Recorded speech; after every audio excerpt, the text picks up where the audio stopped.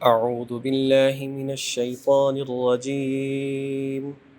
بسم الله الرحمن الرحيم. قل أغير الله أبغي ربا وهو رب كل شيء ولا تكسب كل نفس إلا عليها ولا تزر وازرة وزر أخرى ثم إلى ربكم مرجعكم فينبئكم بما كنتم فيه تختلفون. صدق الله العظيم. قل اغیر اللہ ابغی ربا، اے نبی صلی اللہ علیہ وسلم آپ کہہ دیجئے اغیر اللہ، کیا میں اللہ تعالیٰ کے علاوہ ابغی ربا کوئی اور رب تلاش کروں، کوئی اور پروردگار تلاش کروں، وہو رب کل شیء، حالانکہ وہی ہر چیز کا پروردگار ہے، ہر چیز کا مالک ہے، ولا تکسب کل نفس الا علیہا، اور جو کوئی انسان بھی کوئی کمائی کرتا ہے الا علیہا،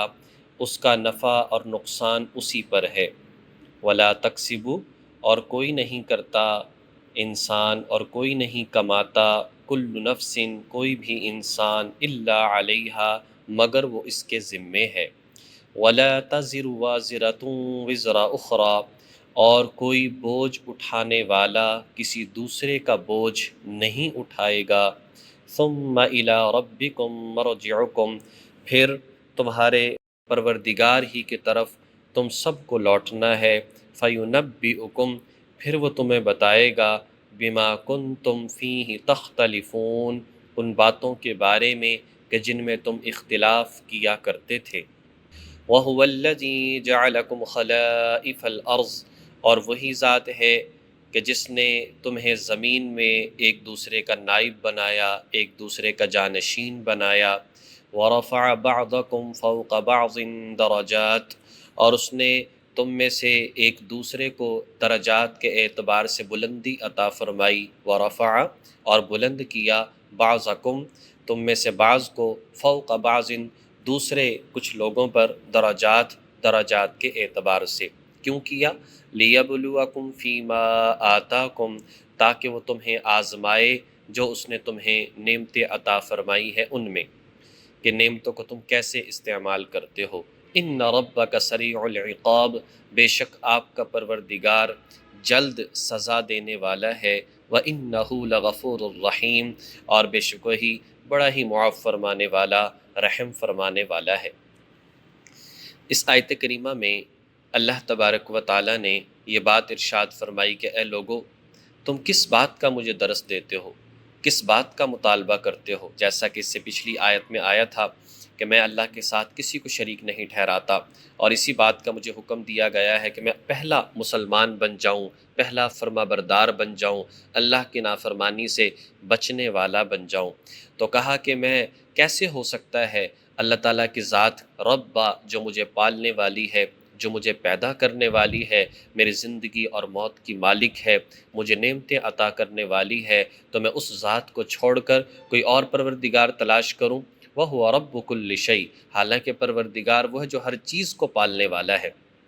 ہر چیز کو زندگی دینے والا ہے۔ ایک اصولی بات سمجھا دی، جو ذات پیدا کرنے والی ہے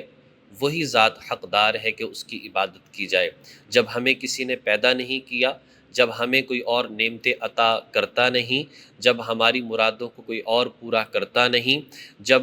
ہم کسی اور کے محتاج نہیں، تو پھر ہم کیوں کسی اور کی عبادت کریں؟ جس نے پیدا کیا ہم اسی کی عبادت کریں گے، جو پالنے والا ہم اسی کی عبادت کریں گے، جو مرادوں کو پورا کرنے والا ہم اسی کی عبادت کریں گے، جو ہر موڑ پر، ہر موقع پر رہنمائی کرنے والا، ہمیں اسی کی عبادت کرنی چاہیے۔ یہی انصاف ہے، یہی عقل کا تقاضا بھی ہے۔ وَلَا تَكْسِبُ كُلُّ نَفْسٍ إِلَّا عَلَيْهَا،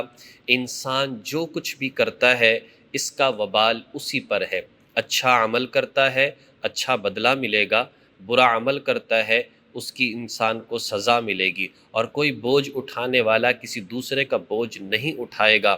سورہ لقمان میں آتا ہے، نہ بیٹا باپ کے کام آئے گا اور نہ ہی باپ اپنے کسی بیٹے کے کام آئے گا کہ چلو اس کے کہنے کی وجہ سے اسے بخش دیا جائے، ایسا معاملہ نہیں ہے۔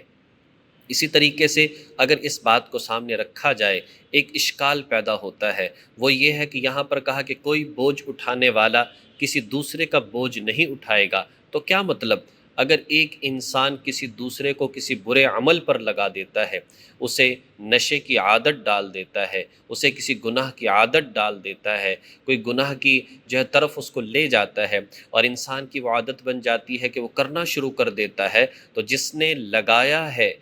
برے عمل پر اسے کیوں سزا دی جاتی ہے، حالانکہ کرنے والا تو کوئی اور ہے؟ اسی طریقے سے کسی نے اگر کسی کو نماز پر لگا دیا، اس کا کلمہ درست کروا دیا، اس کو کچھ مسائل بتا دیے، وہ عمل کرتا ہے تو بتانے والے کو اجر کیوں ملتا ہے؟ تو یہ بات سمجھ لینی چاہیے، حقیقت میں ان دونوں کو اپنے ہی کیے کی جزا یا سزا مل رہی ہے، اس لیے کہ اس نے جو اس کو برے عمل پر لگایا تھا، اس کو اس لگانے کی سزا مل رہی ہے۔ اس نے اگر اس کو اچھے عمل پر لگایا تھا تو اچھے عمل پر لگانے کی جزا مل رہی ہے، ایسا نہیں ہے کہ دوسرے کے کیے کی اس کو سزا یا جزا مل رہی ہے۔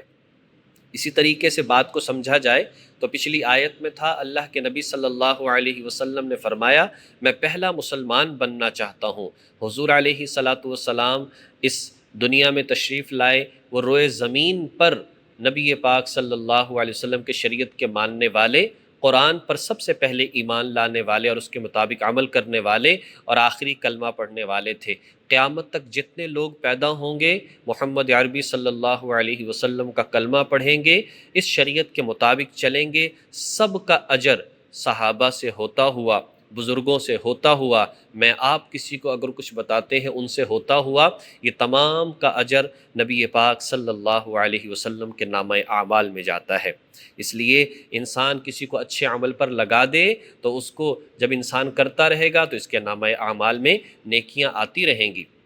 حدیث میں بھی آتا ہے جس کا مفہوم یہ ہے کہ انسان دیکھے گا آخرت میں کہ بہت سارے انعامات اس کے نامہ اعمال میں موجود ہوں گے، اس کے ترازو میں رکھ دیے جائیں گے، یا اللہ یہ تو میں نے کیا ہی نہیں۔ فرمایا تو نے نہیں کیا، تو نے کبھی حج نہیں کیا تھا، لیکن تیرے کہنے کی وجہ سے کسی دوسرے نے حج کر لیا تھا۔ تجھ پر زکوٰۃ فرض نہیں تھی، لیکن تیرے مسائل بتانے اور ترغیب دینے کی وجہ سے کسی نے زکوٰۃ کو ادا کر دیا تھا۔ تو نے جو ہے قرآن کو اتنا نہیں پڑھا تھا، لیکن تیرے کہنے کی وجہ سے کسی اور نے سمجھنا اور پڑھنا شروع کر دیا تھا، اللہ اس کا بھی اجر عطا فرمائے گا۔ اس سے ایک اور بات بھی سمجھ میں آ گئی، ایصال ثواب کرنا جائز ہے، اور انسان اگر کسی کو نفلی عبادات پڑھ کر یا نفلی عبادات کر کے کسی بڑے کو، ایک کو یا زیادہ کو اگر انسان ایصال ثواب کرتا ہے تو انسان کے اپنے عمل میں کمی نہیں آتی۔ اگر انسان ایک پارہ پڑھتا ہے اور نیت کرتا ہے کہ یا اللہ اس کا اجر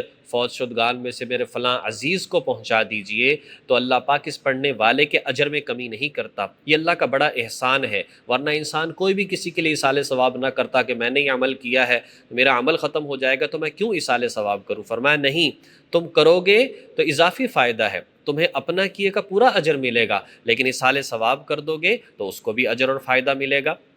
اس سے ایک اور بات بھی سمجھ لینی چاہیے، اگر ہم ایک قرآن پڑھتے ہیں اور سوچیں کہ جی اس کا ایصال ثواب جو ہے، اس کا ثواب ہم والد کو بھی پہنچا دیں، دادا کو بھی پہنچا دیں، دادی کو بھی پہنچا دیں، نانا نانی کو بھی پہنچا دیں، اور فلاں فلاں کو بھی پہنچا دیں، تو آیا یہ تقسیم کر کے تھوڑا تھوڑا سب کو اجر ملے گا یا پورے قرآن کا ہر ایک کو اجر ملے گا؟ تو یہ بات سمجھ لینی چاہیے کہ پورے قرآن کا ہر ایک کو اجر ملے گا۔ گویا کہ اس نے تو ایک قرآن پڑھا ہے، لیکن دادا کو پورے قرآن کا اجر ملے گا، دادی کو پورے قرآن کا اجر ملے گا، فلاں کو پورے قرآن کا اجر ملے گا، اس لیے کہ اللہ تعالیٰ کے خزانے میں کمی نہیں۔ ہم ایسا کیوں سوچیں؟ اللہ کی شان کے مطابق ہمیں سوچنا چاہیے۔ اور اس بات کو اگر دیکھا جائے تو حدیث سے بھی ہمیں اس کی جو ہے ایک مثال ملتی ہے کہ ایک صحابی نے اپنی بیوی سے کہا، یہ درہم رکھ لو،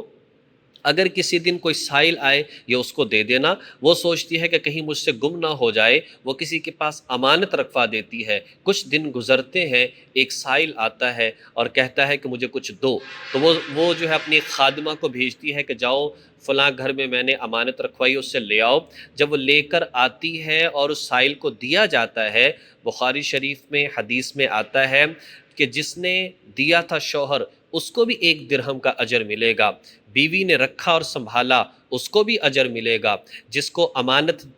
جس کے پاس امانت رکھی گئی اس کو پورے درہم کا اجر ملے گا، وہ خادمہ لے کر آئی پورے درہم کا اجر ملے گا۔ انسان جب نیک عمل کرتا ہے جتنا جس کا حصہ پڑتا چلا جاتا ہے نامہ اعمال میں نیکی لکھی چلی جاتی ہے۔ جیسے شراب کے بارے میں آتا ہے کہ کوئی شراب اگر پیتا ہے تو پینے والا نہیں، اس کو بنانے والا، اس کو بیچنے والا، اس کو خریدنے والا، اس کو لانے والا، اس کو نچوڑنے اور بنانے والا، جس اعتبار سے جو بندہ اس میں شریک ہے سب کو اس کا گناہ ملے گا۔ تو بہرحال بات یہ سمجھ میں آتی ہے،